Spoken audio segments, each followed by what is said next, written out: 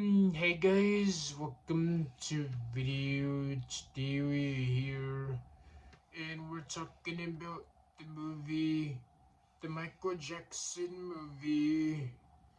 As I finally got to see the new Michael Jackson movie in theaters, and I saw it last night, and it was really good. If you still haven't seen it, it's still in theaters and watch it first.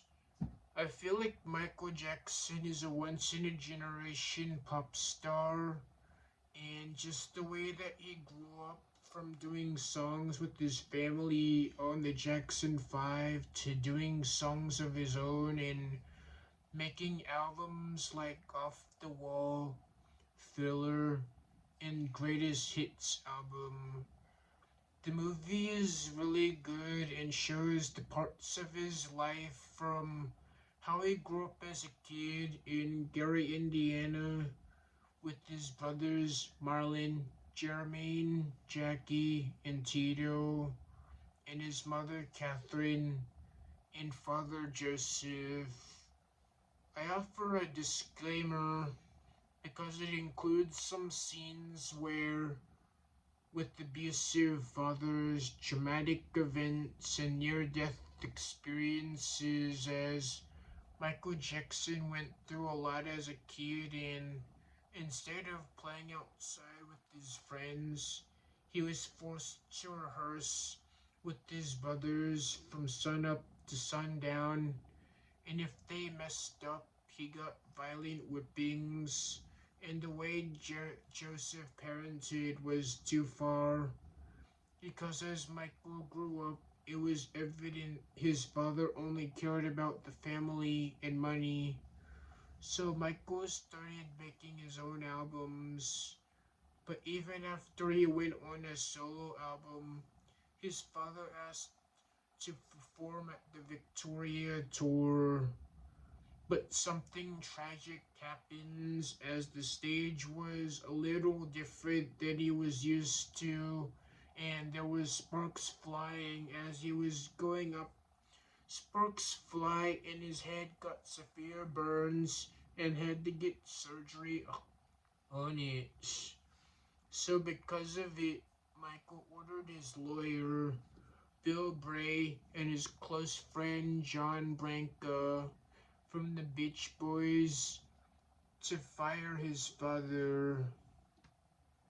This movie offers this movie offers a cinematic portrait of the pop legend, tracing his evolution from the discovery as his extraordinary talent as lead of the Jackson 5 to his rise as a visionary solo artist, determined to become the world's greatest entertainer.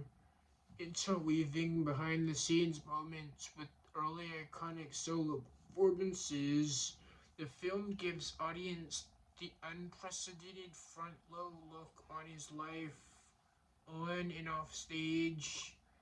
The movie starts in 1966 as steelworker Joseph Jackson, played by Coleman Domingo, forms his five sons, Jack Jackie Jackson, Nathaniel Logan, Tito Jackson, played by Judah Edwards, Jermaine Jackson, played by Jaden Harville, Marlon Jackson, played by Jalen Lyndon Hunter, and Michael Jackson, played by Jafar Jackson.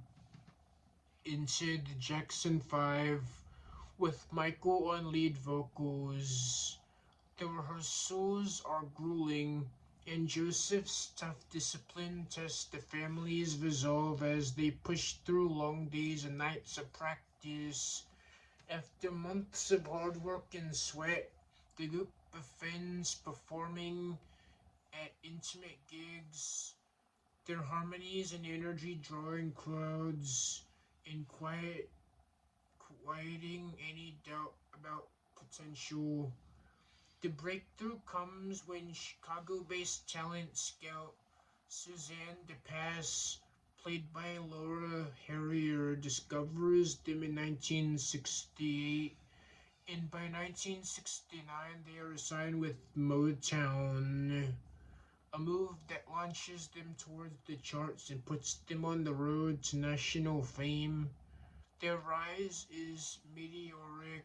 Albums, top charts, concert, sellout across the United States, and family moves from a mod set house in Gary, Indiana to a mansion in Encino, California by 1971.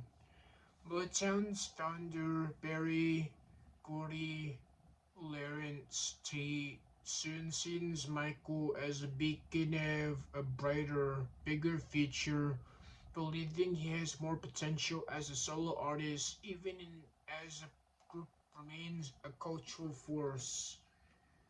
Then in 1978, Michael signs with Epic Records for his first solo album as an adult, Off the Wall, with Quincy Jones, played by Kendrick Sampson, at the helm of production.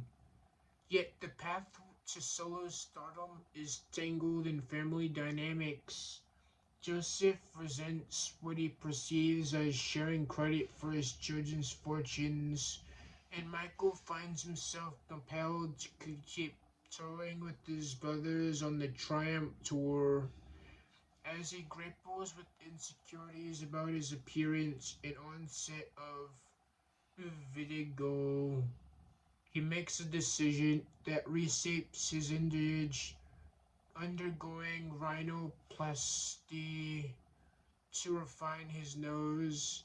A heated clash with Joseph pushes Michael to seek autonomy and leads on his trusted bodyguards and confidant Bill Bray to help chart a new course.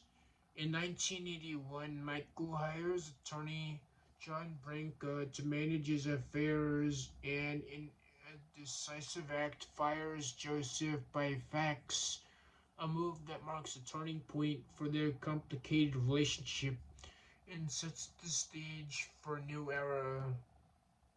With this personal, professional life shifting, Michael turns his attention to healing and innovation.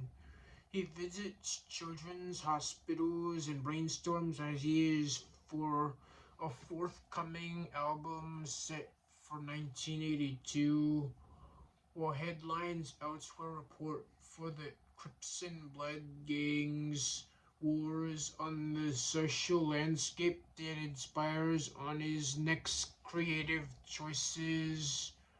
The moment that refines his artistic identity arrives when he hires members of both gangs to appear in his incendiary video for Beat It, signaling a bold break from convention. The release of Thriller follows, accompanied by a groundbreaking performance of Billie Jean at Motown 25, which reverberates worldwide and cements Michael's status as a cultural icon. To push the boundaries of Yakov pressing for MTV to air his videos despite the network's reluctance to feature black artists. Yakunov's threat to pull CBS's catalog from MTV helped secure the historic airplay that amplifies Michael's reach. As Michael's star rises, Joseph contemplates a reunification moment with his sons through the 1984 Victory Tour, a project with Don King is linked with, and the promotional avenues is wide open. While the prospect of Pepsi's sponsorship arrives, an offer intertwined with the tour, Michael objects to the arrangement, and the family collaboration wavers under the financial and branding pressures surrounding the campaign. During a Pepsi commercial shoot, pyrotechnics mishap sends flames across Michael's scalp, causing 3-degree burns and severe nerve damage. He and Branca pursue a lawsuit against PepsiCo with the settlement funds directed toward a burn center that supports his recovery. The ordeal leaves Michael contemplative about how or whether to participate in the Victory Tour, and once he regains his health, he agrees to tour with his siblings again. The final show of the Victory Tour, held at Dodger Stadium, features performances of songs like Human Nature and Working Day and Night, and marks a somber milestone as Michael announces that the Jacksons' collaboration has reached its end, severing ties with Joseph. The film closes on a note of renewed purpose as Michael launches a solo career with the Bad World Tour kicking off at Wembley Stadium in 1988 to an ecstatic crowd and consolidating a new chapter of his legacy. Throughout his journey, this film traces how talent, ambition, family, and resilience intersect to propel Michael from a member of a beloved group to one of the defining solo artists of his time, while also revealing the personal costs and triumphs that accompanied that ascent. It's a great movie because it includes some of my favorite songs like Beat It, Bad, Thriller, Human Nature, and there were a few songs that they didn't show because he did some song that was inspired by Diana Ross and Janet Jackson, people who were a part of his life, but left him out because they didn't want anything to do with his father. But it's still a great movie because it makes people sing and dance and just feel happy for a celebrity who tried to care for children in this children's hospital in the toy store. So he was also a humanitarian and wanted to change the world, and he did that with his music, singing, and dancing. So please, if you look forward to watching this and still haven't seen it, make sure you to watch it, and you'll see why it's so good. That's the message for today. Remember to like, comment, and subscribe, and turn on notifications. See you in another video.